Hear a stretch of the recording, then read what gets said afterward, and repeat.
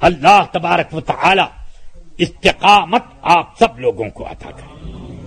رسول اکرم صلی اللہ علیہ وسلم کی حدیث مسلم شریف میں پڑھیں، فرماتے ہیں میرے آقا صلی اللہ علیہ وسلم ان لوگوں کا بیان کرنے کو کہ خوب نمازیں تم سے زیادہ خوبصورت پڑھیں گے، روزے تم سے زیادہ اچھے رکھیں گے وغیرہ وغیرہ، ان سے بچ کر رہنا۔ پھر فرماتے ہیں لو ثقفتموہم لقتلتہم قتل ثمود، اگر میں ان کے زمانے میں ہوتا، ظاہری حیات میں اگر میں ان کے زمانے میں ہوتا تو ایسا ان کا ملیا میٹ کرتا جیسے اللہ نے قوم سمود کو ختم کر دیا، ایسے میں ملیا میٹ کر دیتا ہوں۔ اب آپ سوچو کہ رسول پاک صلی اللہ علیہ وسلم کے جذبات ان بد مذہبوں کے معاملے میں کیا ہیں اور آپ کے جذبات کیا ہیں۔ اللہ تعالی خیر فرمائے، میں نے جو کچھ وقت لیا یہ صرف آپ کے لیے لیا ہے۔ مجھے اس میں ثواب یہ ہے کہ اگر آپ نے کیا تو مجھے دوہرا ثواب، نہیں اس پر عمل کیا تو تبلیغ کا اور پہنچانے کا ثواب انشاءاللہ میرے نام عمل سے باہر نہیں ہے۔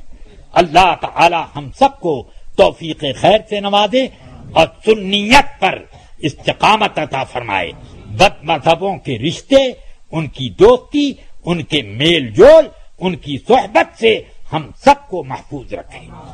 اب ایک حدیث ابن حبان کی روایت سے سنیں، حضور اکرم صلی اللہ علیہ وسلم نے ان کے روزے اور نماز کا ذکر کیا اور ان کی پہچان کروائی اور ان کی حرکتیں کچھ بتائیں۔ اس کے بعد فرماتے ہیں کہ لا تجالسوہم ولا تآکلوہم ولا تشاربوہم ولا تناکحوہم وإذا مرضوا فلا تعودوہم وإن ماتوا فلا تصلوا علیہم ولا تصلوا معہم، یہ نہیں ولا تصلوا خلفہم، نہیں ولا تصلوا معہم۔